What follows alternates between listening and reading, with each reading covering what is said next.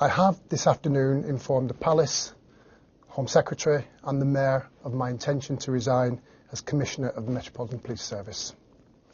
I've taken this decision as a consequence of the ongoing speculation and accusations relating to the Met's links with News International at a senior level, and in particular in relation to Mr. Neil Wallace, who, as you know, was arrested in connection with Operation Wheating last week.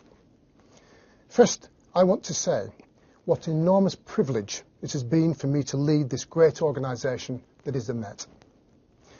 The recent example of the heroism and bravery of Met officers in chasing armed suspects, involving the shooting of one of my officers, is typical, but is in danger of being eclipsed by the ongoing debate about relationships between senior officers and the media.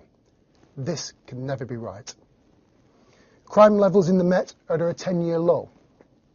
You have seen the Met at its glorious and unobtrusive best on the occasion of the royal wedding. The professional and restrained approach to unexpected levels of violence in recent student demonstrations. The vital ongoing work to secure the safety of the capital from terrorism. The reductions in homicide and continuing increased levels of confidence are the jewel in our crown of safer neighbourhoods serve the needs of Londoners. I am deeply proud of the achievements of the Met since I became Commissioner. Let me turn to phone hacking and my relationship with Neil Wallace.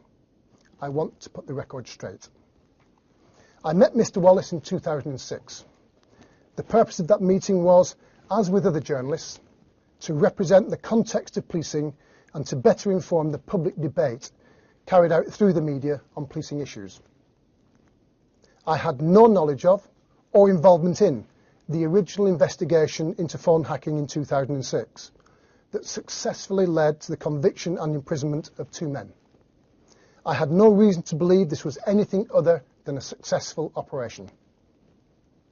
I was unaware that there were any other documents in our possession of the nature that have now emerged.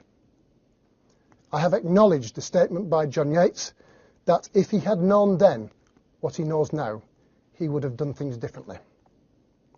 My relationship with Mr. Wallace continued over the following years, and the frequency of our meetings is a matter of public record.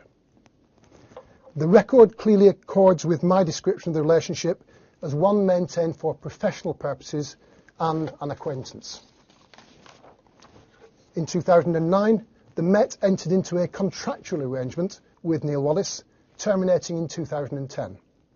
I played no role in the letting or management of that contract. I have heard suggestions that we must have suspected the alleged involvement of Mr. Wallace in phone hacking. Let me say unequivocally that I did not and had no reason to do so. I do not occupy a position in the world of journalism.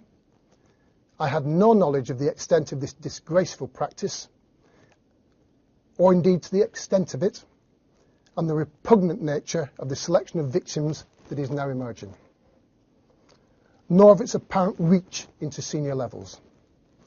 I saw senior figures from News International providing evidence that the misbehaviour was confined to a rogue few and not known about at the top.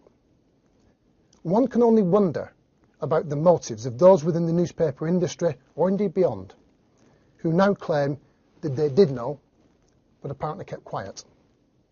Though mine and the Met's current severe discomfort is a consequence of those few that did speak out, I am grateful to them for doing so,